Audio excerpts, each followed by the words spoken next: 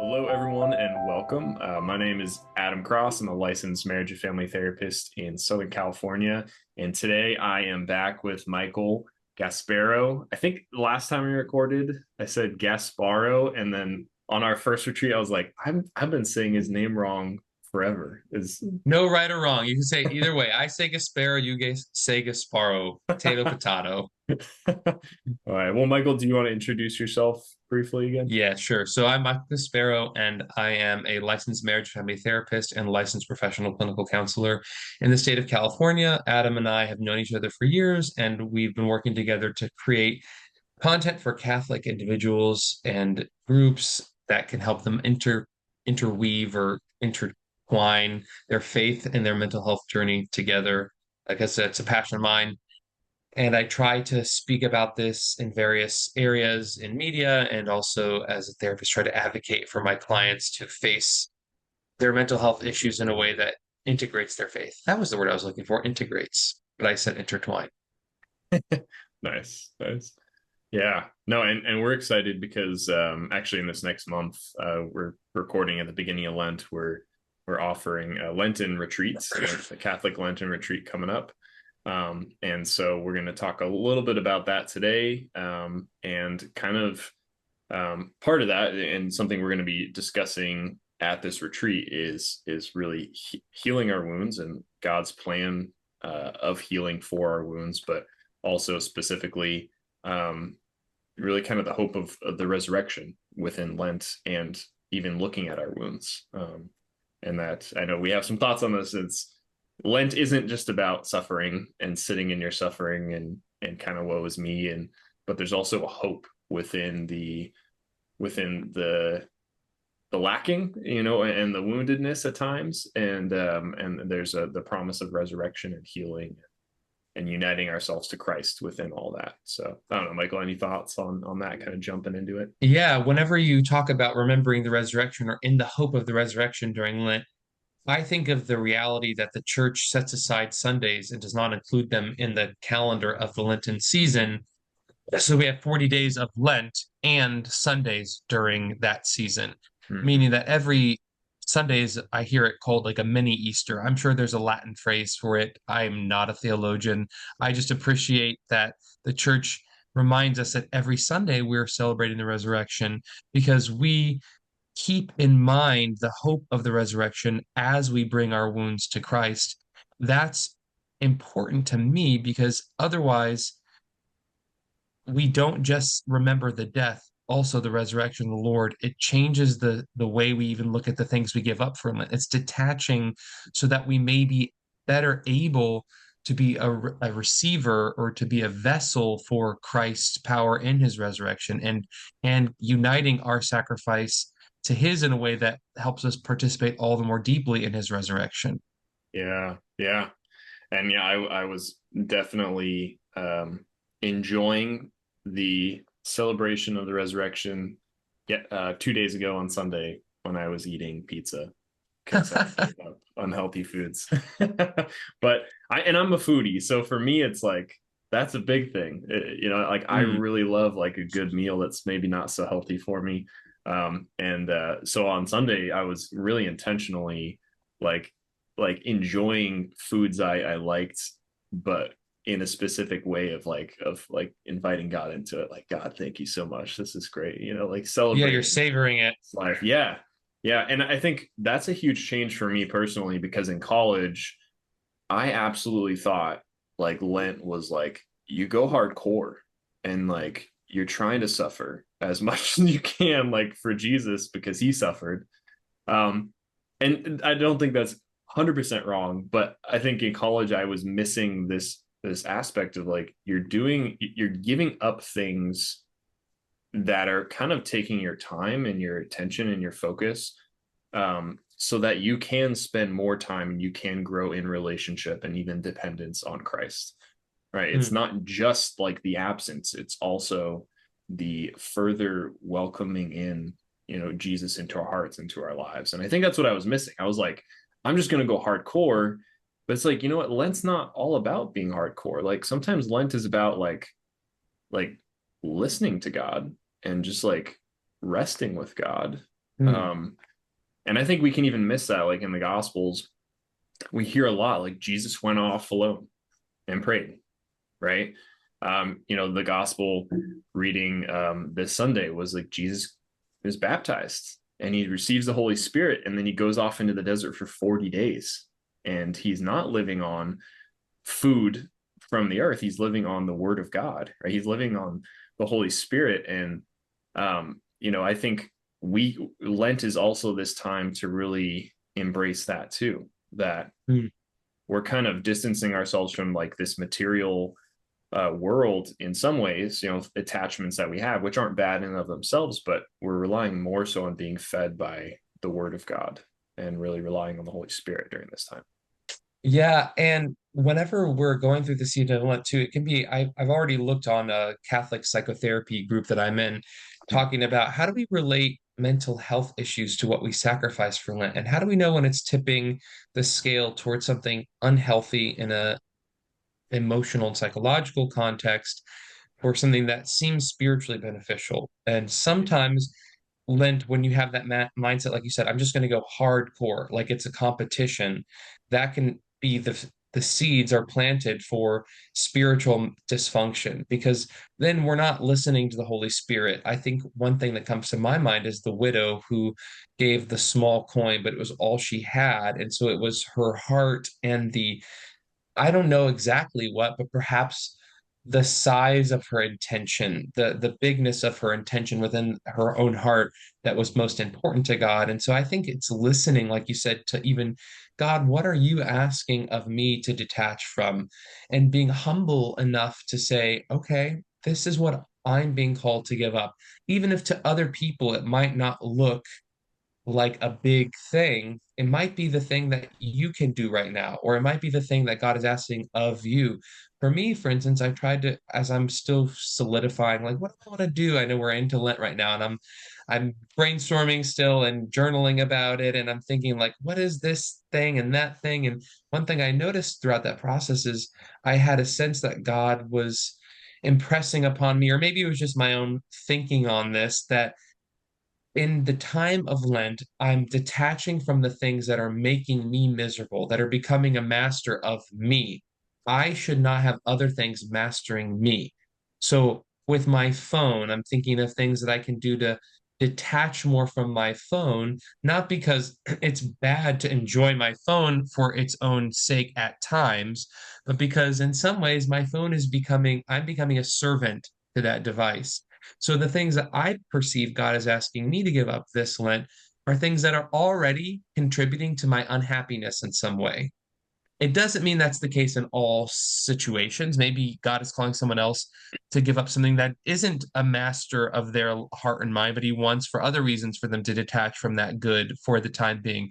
But another danger, and I'll pass the microphone back to you after this, but another danger here is thinking that because we're giving it up, it's intrinsically bad. But a Mm-hmm. lot of these, as we know as Christians, are what some people call legitimate pleasures. They're things that are good or a sensory good. They're not morally good or evil, though. And so giving them up is for our own good, for our spiritual good, and not to, in Psalm 51, we're not trying to please God with our burnt offerings, but a contrite and humble heart is pleasing to the Lord. And so when I'm preparing for Lent, I want to keep my mind on that. Like it's not the big, large thing that I can do to prove something to God, but it's opening my heart and my mind to trying to be humble to what He's asking of me. Yeah. Yeah. There's so much good stuff that you said in there. And, a lot of stuff was coming to my mind. And yeah, I think there's, first of all, recently I was reading through Father Jacques Philippe's Interior Freedom. And towards the end, he said something that really stuck out to me and kind of hit home for me. Is he said, the God will sometimes permit someone to become lukewarm in their faith to show them that there's nothing that they can do to earn God's love. Right. Mm. And for someone who's worked in the church for almost 10 years, like I was like, oof, oof, because like I can sometimes feel like, oh, I'm not doing as much, right? I'm not as active. Maybe I'm not loving God enough, or maybe God's not going to love me enough. And that mentality can kind of seep into Lent, especially where it's like, I need to be doing more or maybe I'm lukewarm, right? But this kind of reminder, like sometimes God is saying, like, I want you to actually do less because your works are not what define your goodness and are not what define the graces I'm pouring out upon you. Right. Like oftentimes less is more, especially in our modern day society. It's like, no, do less, please. And just receive that love from God because it can be so tempting to think, oh, I have to do more to get more. That's not how God works. It really isn't. You're going to say something? Well, I'm going to further support what you're saying. And the phrase that came to my mind is whatever I give up for Lent is God's gift to me. Mm, So it's really not about what I'm giving to God, but what He's giving to me through something I'm willing to be surrendered to. And I think for a lot of time in my life, I always took it as a chance to prove, like you're saying, my non-lukewarmness, if you will, my on fire for God mentality. yeah. And slowly in my life, I'm seeing more that it's important to strip away my ego or my pride and not make an idol of pride out of that and surrender instead to what God is inviting of me through listening, through being slowing down, being open-hearted, prayer. And I think one other thing that comes to mind with regard to Lent for me and what you're talking about is that it's also okay to be happy, all of our emotions. Mm, So all of our emotions are healthy, all of them, every single one without exception. Now we need to bring them under the guidance of our intellect and ultimately bring both of those things, our intellect and our emotions, our passions and our intellect, under the guidance of God in his grace. But Pope Francis tells us in one of his encyclicals, I think the title in English was On Holiness in Today's World. It came out a few years ago. I'm sorry, I can't remember the Latin title right now. Think it was Gaudete et Exultate. We'll have to double check. We'll have to fact check that one. But yeah. but it was in that where he during his section on an often overlooked church teaching. I'm air quoting because that's what the section's called when it's about the primacy of grace. And he says, Mm, only when first, and this is a summary of what he's saying, so you can get the direct quote on your own, we, on the basis of freely accepting and humbly receiving the unmerited gift of friendship with God, can we then participate for our own spiritual growth. mm, And last Lent, that was the theme for me before I started deciding anything. I laid that down before God and I said, I freely accept and I humbly receive the unmerited gift of friendship with you through the Lord Jesus Christ. Now show me where you're inviting me to grow. mm, And I think it was the most spiritually fruitful experience of my life, or at least Lenten experience, because I was guided by our Holy Father and Pope Francis's words on the surrender of my pride around what Lent was going to be about last year. And I'm not saying that to pump myself up, but just it's like one beggar showing another where some food is, like I'm a beggar. I found this little morsel and I'm like, hey, listen, this helped me a lot to not have so much mhm, anxiety attached. And it's still a struggle for me. So I'm not saying it perfectly undid the knot of years of scrupulous struggles, but it was a significant breakthrough mm. of grace for me. I totally resonate that because that's the hardest part for me. And part of my Lenten goal is just to really set that time apart with God every day more intentionally and for a little bit longer. And that's hard because I just think like, well, I have to do these things, and it's difficult to kind of stop and just receive, sit with the word of God, just kind of like lean into his presence.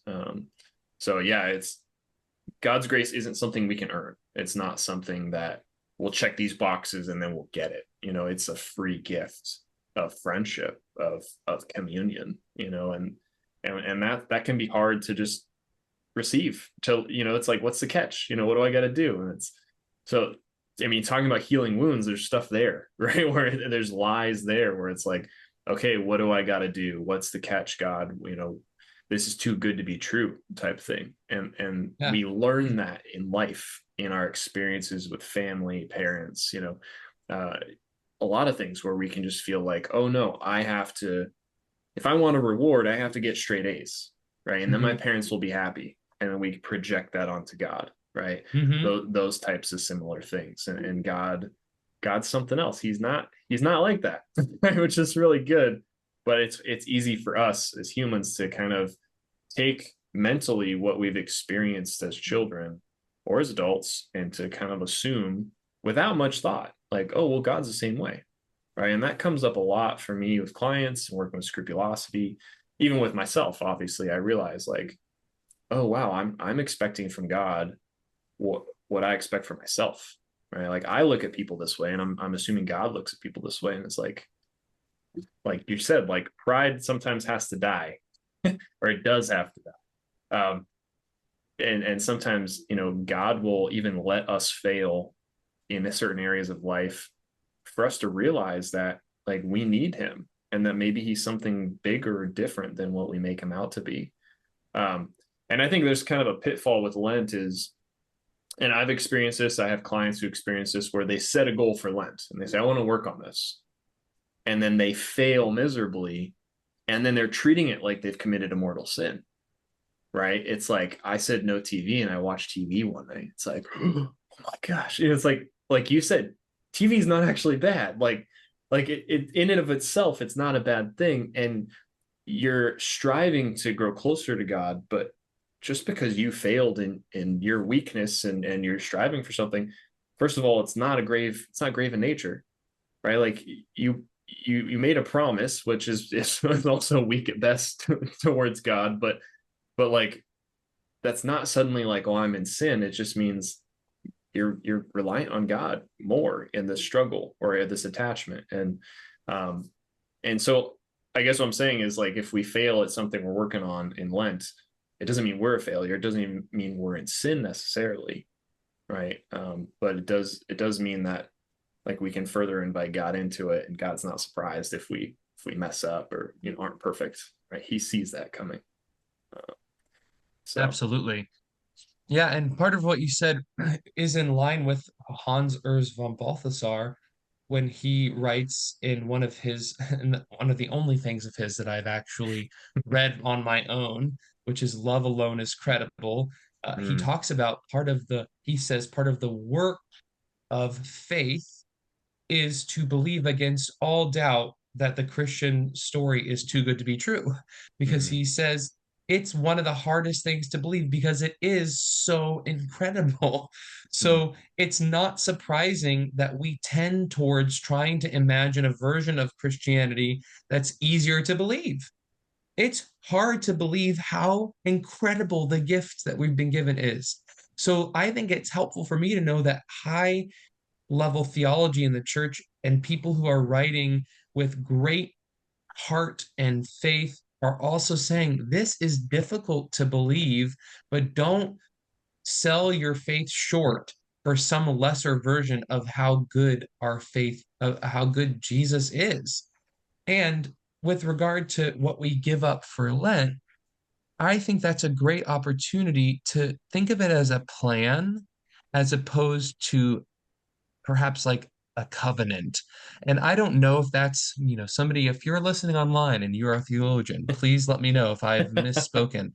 But a comment below. covenant, yeah, a covenant to me would imply like some kind of breach that is really sinful. Mm, I think of like Noah and Abraham and people who are in Israel and the story of Israel and these like deep covenants with the Lord. And we are in a covenantal relationship with the Lord, but the Lenten practices, I don't, my understanding, Adam, is similar to yours. I don't think it's, unless what you've given up is a sin, I don't think it's intrinsically a sin if you yeah, fail in your Lenten practice. Is that right, yeah, or am I misunderstanding? yeah. I mean, TV is not, watching TV is not grave. It's not grave in nature, right? Or eating chocolate. So it's our plans, and I like that wordage. Our plans are not commandments, right? They don't become commandments, and so Right. we have to look at them as these are healthy goals I'm setting to grow closer to Christ. These And aren't even, even temptations necessarily for sin. yeah, and even if there is an element, sin is about breaking relationship with God, with myself, with the community. And so even then, even if it is a sin, for instance, if you do something that the church has kind of laid out, for instance, don't eat meat on Fridays, and you sin, we want to really remember that any occasion of sin is an opportunity for God's mercy to bring us deeper back into the heart of Christ, not an opportunity for us to self-flagellate and earn our right to feel God's love again after we properly punish ourselves. That's not a healthy attitude. That's not I don't think it's a correct spiritual attitude. And also for me, I struggle with scrupulosity. So when I set Lenten commitments, they become the source of anxiety at times for me. And that can't be from God. I have to keep reminding myself, okay, God says he wants me to be in peace. So if I'm approaching this Lenten sacrifice in a way that's stirring deep anxiety in me, there may be something for me to look at here as a different way of approaching this. Mm. And that's why I like the idea of having a plan and then having self compassion when we don't live up to the plan. And even I would go so far as to say is if it's a plan and you intentionally choose to shift the plan, enjoying the thing you shifted is not the problem. Meaning, so if you say to yourself, I'm not going to watch TV this week, don't kid yourself. If you on Wednesday night decide, I'm going to watch an episode of blah, blah, blah TV show, just own it. Okay, I'm not following through with my plan tonight. I failed perhaps in this plan, and I really enjoyed that show. And what can I learn from it? And having compassion on yourself. What was happening? Let's be curious. What was happening earlier that made my plan feel so untenable? What was going on in my Mhm. emotional life and my spiritual life? I gave this up to help myself. So why did I want to surrender that plan? Hmm. Was it because I was stressed at work? Was it because I wasn't trusting God enough with my worries? Was it because I'm attached to this and it's really difficult right now for me? And having curiosity. You can't learn from something you don't have curiosity about.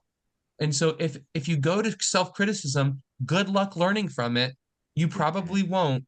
But if you have curiosity and compassion, you may actually grow from the failure to follow through with the plan, which is Yeah. the purpose of Lent, growing in reliance on God, growing in surrender to the mercy of the Lord. So that's how I am trying to look at it for my own life right now. Yeah.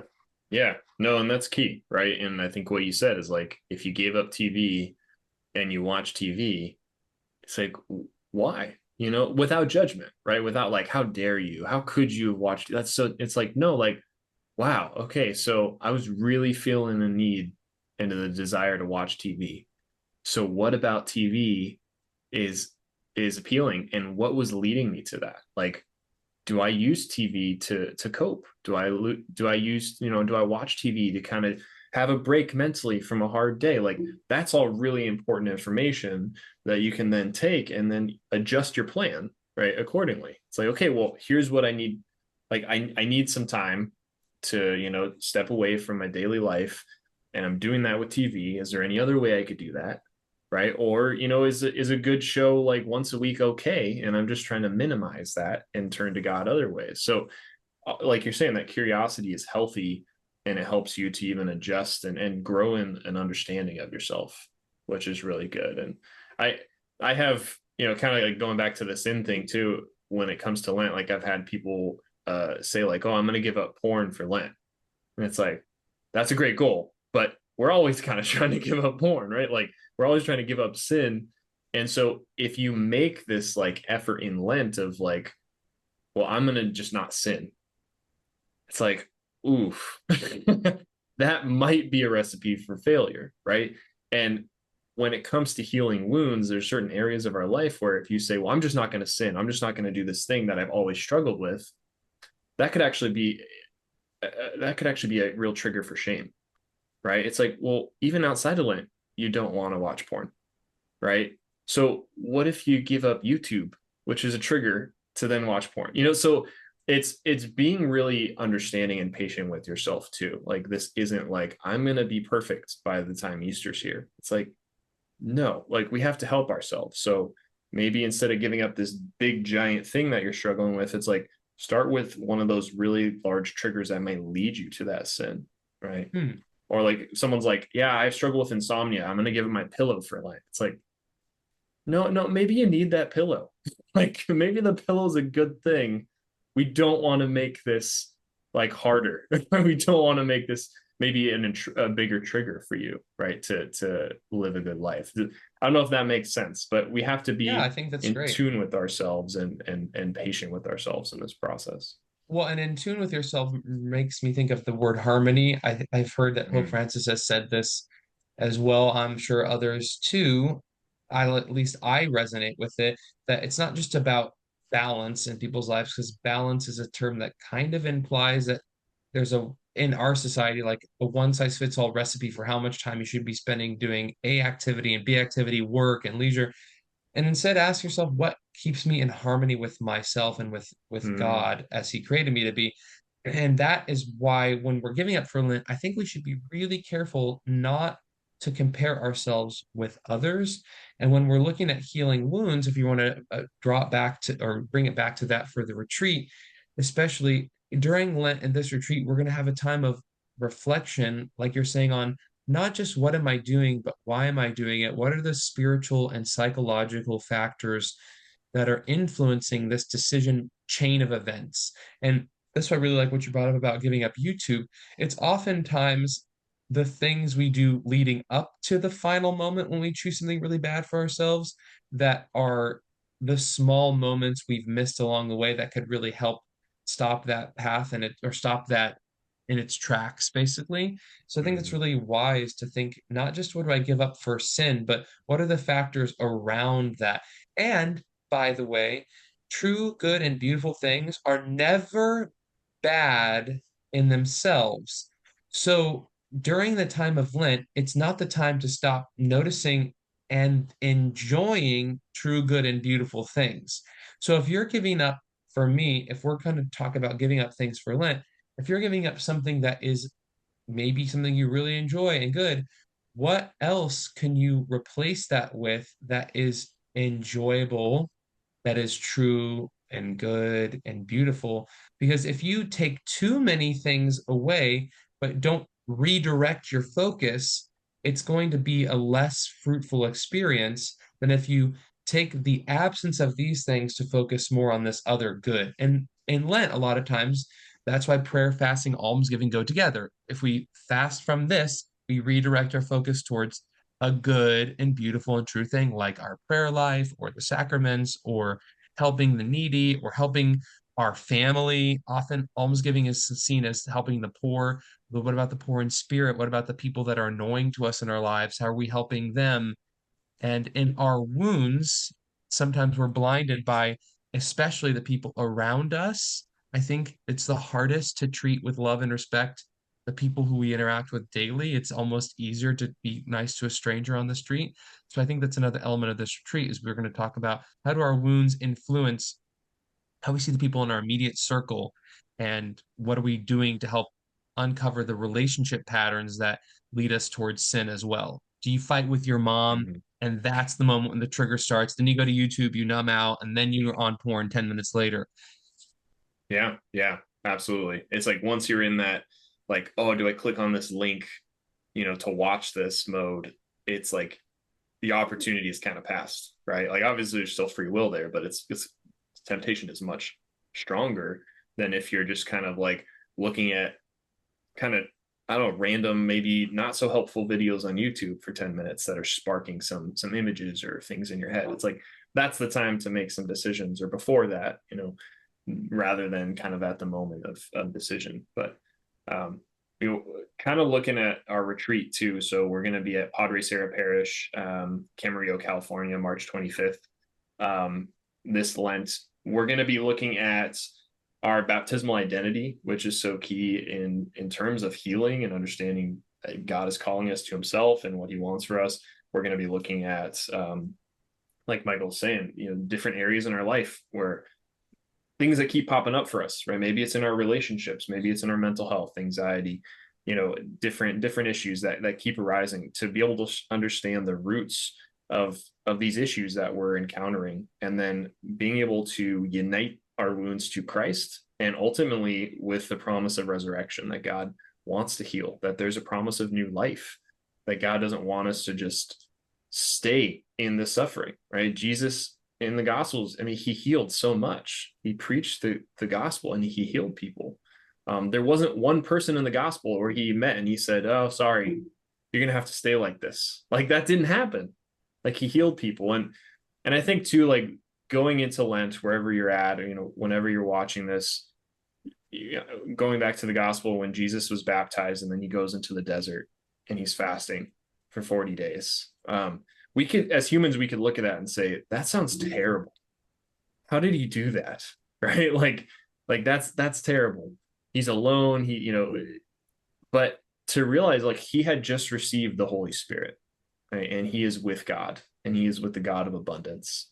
And so, yeah, from a human perspective, there could be a lacking, but spiritually, there's an extreme abundance there, right? That during Lent, we're trying to tap into God's abundance, God's love, God's healing for our life. And so that's what we're going to be touching upon in this retreat. We're recognizing our attachments and good steps to take in this Lenten season to grow closer to Christ. But ultimately, we're relying on God's abundance and what he says about our identities within that abundance, right? Within his sacraments, within his church. So hopefully you can join us March 25th. If you're watching this, we hope to do more retreats in the future if you're watching it after Lent.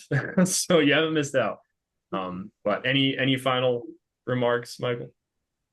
The last thing I would say is for my life right now, I'm trying to reflect on the idea that, and I said this a little bit earlier, anything we're invited to do in our relationship with God in the church is for our own good. Mm, It's not for God's sake. mm, He does not need us. He created us with no need. And you mentioned it earlier, we have relationships in our human families that are good oftentimes, but no family is perfect. And we learn ways of human love and relating in a human manner. And Lent can be a time where, especially, that gets triggered because its emphasis is often on what we are doing, which is not necessarily bad, but it is not for God's sake that we do this, but for our own good. We are offered the opportunity to take a deeper dive in our spiritual and mental and psychological, emotional well being and attachments this Lent and in this retreat for our own good, for God's glory. amen. Yeah. God's doing a lot for us, for you during this Lent. And this is the time to look at just how much he loves you, right? And to really lean Amen. into that. So yeah, we hope to see you at our retreat or a future retreat coming up. And if you have any comments or questions, leave a comment below. Give this video or podcast episode a share. And Michael, any place they can reach you or find more of your content? You can find me on catholictherapists.com or Psychology Today if you want to reach out with questions about therapy or how I work. And beside that, come to Adam's website and come join us for the retreat. It'd be awesome to have you there. We really had a great experience last time. We got a lot of good feedback from the people who have participated in the retreat and hoping to continue that and just have fun together too, to enjoy each other's company and to draw closer to God's heart together. Yeah. Yeah. We love doing retreats. It's always good, just seeing God work and meeting people and walking with people. It's great. So, okay. Well, thank you so much for watching and God bless. See ya.